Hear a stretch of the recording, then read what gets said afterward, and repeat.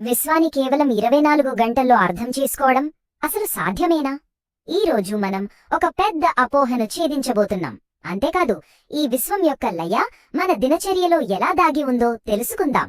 ముందుగా మనం వేసుకోవాల్సిన ప్రశ్న ఇదే: శివుడు అనగానే మనలో చాలా మందికి ఏం గుర్తొస్తుంది? వినాశనం, అంతం, ఆయనే ప్రళయకారుడు, మనల్ని నాశనం చేసేవాడని అనుకుంటాం. కానీ అది నిజమేనా? లేక మనం అర్థం చేసుకోవడంలో ఏదైనా పెద్ద పొరపాటుందా? సరే, మనం మొదటి సెక్షన్లోకి వెళ్ళిపోదాం. శివుడు గురించి మనలో చాలా మందికి ఉన్న ఒక పెద్ద అపోహ: ఈ లయం అంటే వినాశనమా, లేక మనం పూర్తిగా తప్పుగా అర్థం చేసుకుంటున్నామా? దాని వెనుకున్న అసలు సత్యమేంటో ఇప్పుడు చూద్దాం. చూడండి, ఒకవైపు లయం అనే పదం వినగానే మనలో చాలా మందికి భయం, అంతం, ఏదో కోల్పోతున్నామనే ఫీలింగ్ వస్తుంది. కానీ అసలు నిజమేంటో తెలుసా? దానికి పూర్తి ఆపోజిట్. లయం అంటే మనల్ని మనం రీఛార్జ్ చేసుకోవడం, మన సోర్స్ కి తిరిగి వెళ్ళడం. అది వినాశనం కాదు, ప్రశాంతత. అది అంతం కాదు, ఆనందం. అవును, చాలా మందిలో ఈ అభిప్రాయం బలంగా నాటుకుపోయింది. రుద్రుడు లేదా శివుడు అంటే ఆయన సంహారకర్త అని, చంపేస్తాడని ఓ భయం. కానీ లయం అనే మాటకు ఎప్పుడూ అదే అర్థం కాదు. దీన్ని అర్థం చేసుకోవడానికి ఒక సింపుల్ ఎగ్జాంపుల్ చూద్దాం. మనమందరం గాఢ నిద్రలోకి వెళ్ళినప్పుడు ఎంత ప్రశాంతంగా ఫీల్ అవుతాం, అవునా? ఏ ఆలోచనలు ఉండవు. అదే లయం, ఆయనే శివుడు.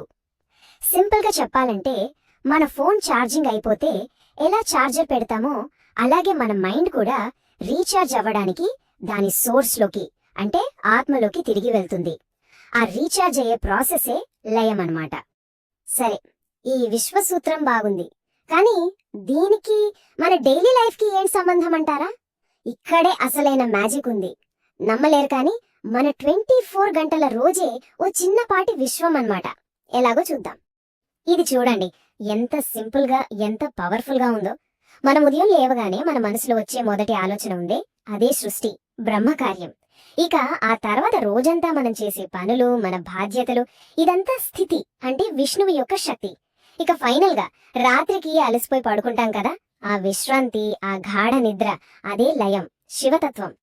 అంటే ఇక్కడ అసలు పాయింట్ ఏంటంటే, ఈ సృష్టి, స్థితి, లయం, ఇవి 3 వేర్వేరు పనులులా కనిపించినా వీటన్నింటి వెనుక ఉన్న ఆపరేటింగ్ సిస్టమ్ ఒకటే. ఆ ఒక్క మహాశక్తినే మహేశ్వర తత్వం అంటారు. అంటే మన రోజువారీ జీవితం ఈ పెద్ద విశ్వం నుంచి వేరేమీ కాదనమాట. అక్షరాల దాని ప్రతిబింబం. మనం ఉదయం లేచిన దగ్గర నుండి రాత్రి పడుకునే వరకు ప్రతి క్షణం ఒక దైవిక ప్రక్రియలో భాగమే. మనం కేవలం బ్రతకడం లేదు, ప్రతిరోజు మనలో మనం ఒక విశ్వాన్ని సృష్టిస్తున్నాం, నడిపిస్తున్నాం, మళ్ళీ దాన్ని లయం చేస్తున్నాం.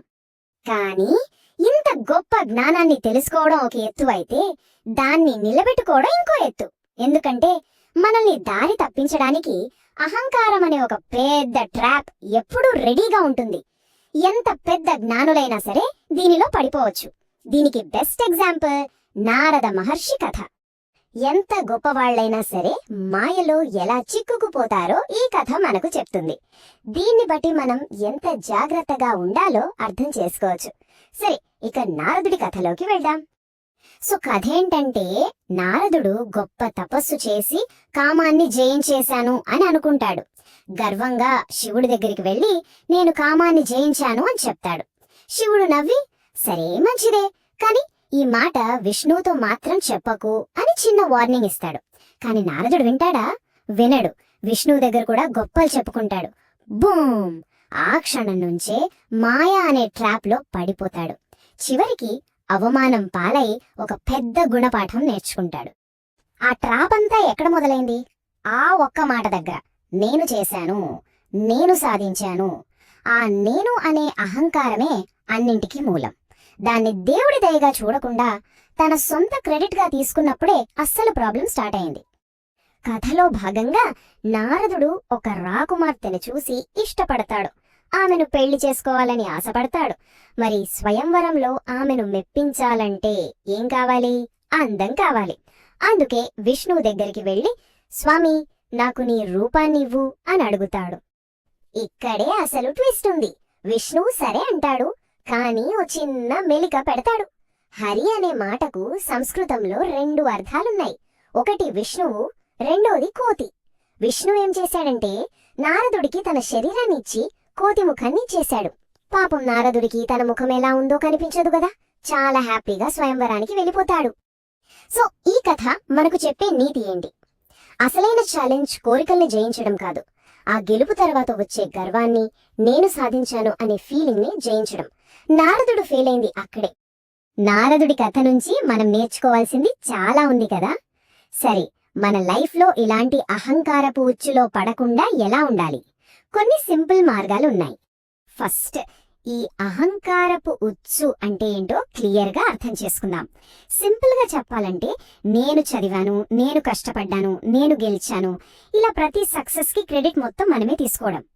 ఏదైనా సాధిస్తే ఇది నా గొప్పతనం అనడం, ఏదైనా పోతే ఆ దేవుడు చూడలేదనడం, ఈ రెండు ఆ ఉచ్చులో భాగాలే. మరి దీని నుంచి ఎలా బయటపడాలి? చాలా సింపుల్. మనకి ఏదైనా మంచి జరిగితే అది ఈశ్వరుడి దయ వల్ల జరిగిందని అనుకోవాలి. మన ద్వారా ఒక మంచి పని జరిగితే అది నా చేత ఆ భగవంతుడే చేయించాడు అని ఫీల్ అవ్వాలి. ఆ నేను అనే పదాన్ని పక్కన పెట్టి ప్రతిదాన్ని దైవానుగ్రహంగా స్వీకరించడమే అసలైన బలం. అదే మనల్ని అహంకారం అనే ట్రాప్ నుంచి కాపాడుతుంది. సో మనం ఈ విశ్లేషణను ఒక ప్రశ్నతో ముగిద్దాం. ఒక్కసారి ఆలోచించండి, మన జీవితంలో మనం సాధించిన అతి పెద్ద విజయం అది నిజంగా మనం ఒక్కరి వల్లే సాధ్యమైందా, లేక మన ద్వారా ఆ విశ్వశక్తి పనిచేసిందా